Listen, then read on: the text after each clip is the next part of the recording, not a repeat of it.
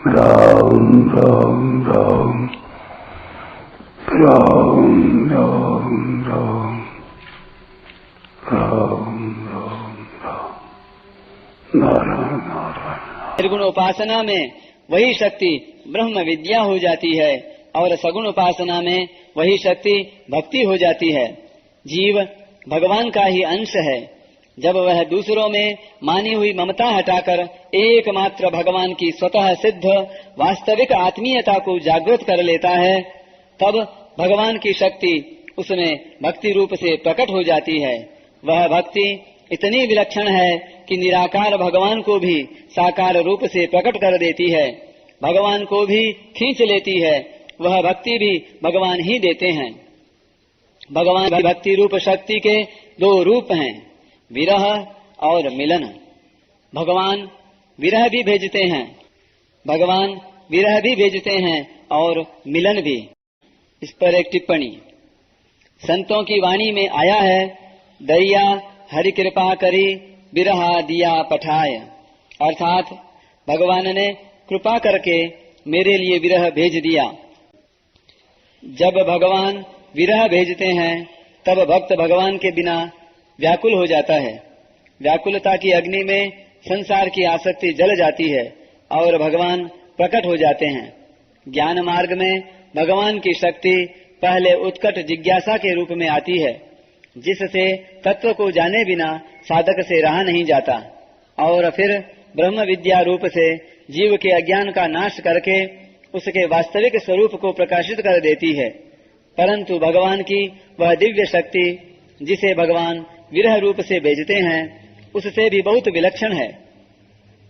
भगवान कहाँ है, क्या करूं, कहाँ जाऊं, इस प्रकार भक्त व्याकुल हो जाता है। तो यह व्याकुलता सब पापों का नाश करके भगवान को साकार रूप से प्रकट कर देती है।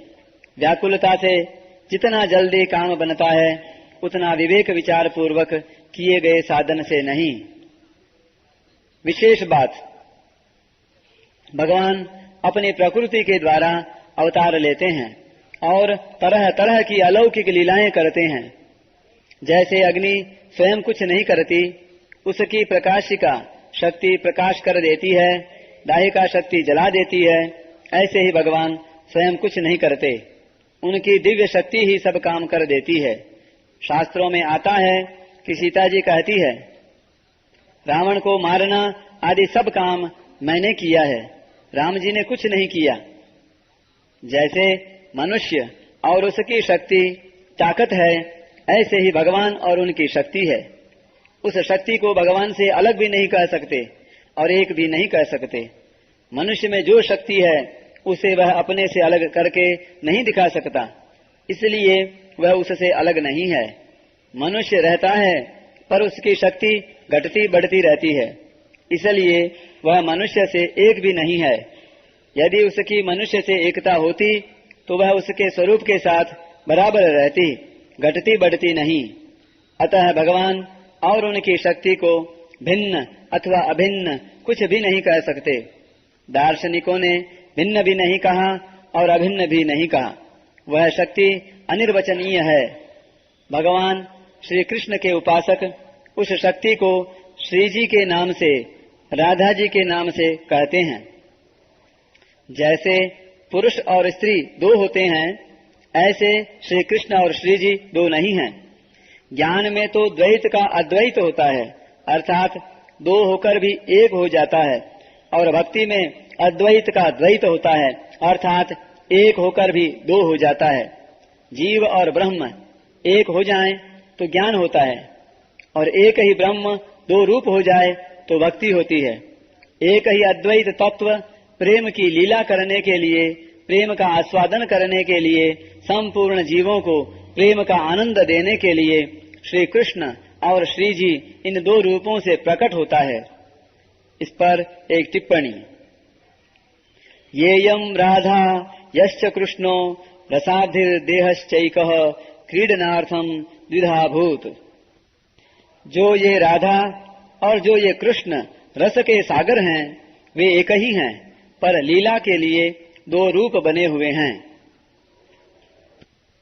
दो रूप होने पर भी दोनों में कौन बड़ा है और कौन छोटा, कौन प्रेमी है और कौन प्रेमास्पद, इसका पता ही नहीं चलता। दोनों ही एक दूसरे से बढ़कर विलक्षण दिखते हैं। दोनों एक दूसरे के प्रति आकृष्ट होते हैं। श्री जी को देखकर भगवान प्रसन्न होते हैं और भगवान को देखकर श्री जी। दोनों की परस्पर प्रेम लीला से रस की वृद्धि होती है, इसी को रास कहते हैं। भगवान की शक्तियां अनंत हैं, अपार हैं।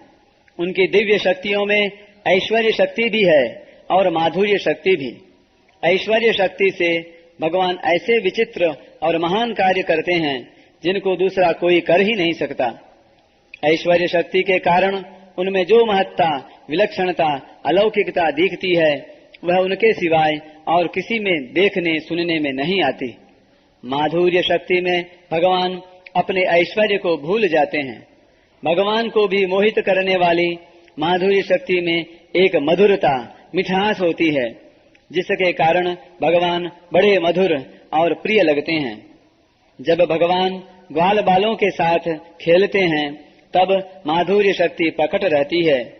अगर उस समय ऐश्वर्य शक्ति प्रकट हो जाए तो सारा खेल बिगड़ जाए, ग्वाल बाल डर जाएं और भगवान के साथ खेल भी न सकें। ऐसे ही भगवान कहीं मित्र रूप से, कहीं पुत्र रूप से और कहीं पति रूप से प्रकट हो जाते हैं तो उस समय उनकी ऐश्वर्य शक्ति छिपी रहती है और माधुर्य शक्ति प्रकट रहती है। तात्पर्य है कि भगवान भक्तों के भावों के अनुसार उनको आनंद देने के लिए ही अपनी ऐश्वर्य शक्ति को छिपाकर माधुर्य शक्ति प्रकट कर देते हैं। जिस समय माधुर्य शक्ति प्रकट रहती है उस समय ऐश्वर्य शक्ति प्रकट नहीं होती, और जिस समय ऐश्वर्य शक्ति प्रकट रहती है उस समय माधुर्य शक्ति प्रकट नहीं होती। ऐश्वर्य शक्ति केवल तभी प्रकट होती है जब माधुर्य भाव में कोई शंका पैदा हो जाए। जैसे माधुर्य शक्ति के प्रकट रहने पर भगवान श्री कृष्ण बछड़ों को ढूंढते हैं, परंतु बछड़े कहाँ गए यह शंका पैदा होते ही ऐश्वर्य शक्ति प्रकट हो जाती है और भगवान तत्काल जान जाते हैं कि बछड़ों को ब्रह्मा जी ले गए हैं। भगवान में एक सौंदर्य शक्ति भी होती है जिससे हर एक प्राणी उनमें आकृष्ट हो जाता है।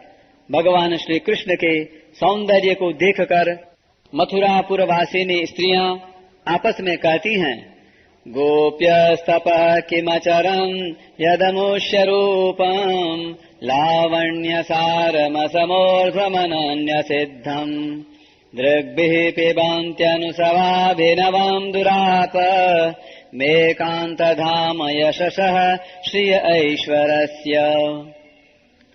इन भगवान श्री कृष्ण का रूप संपूर्ण सौंदर्य का सार है।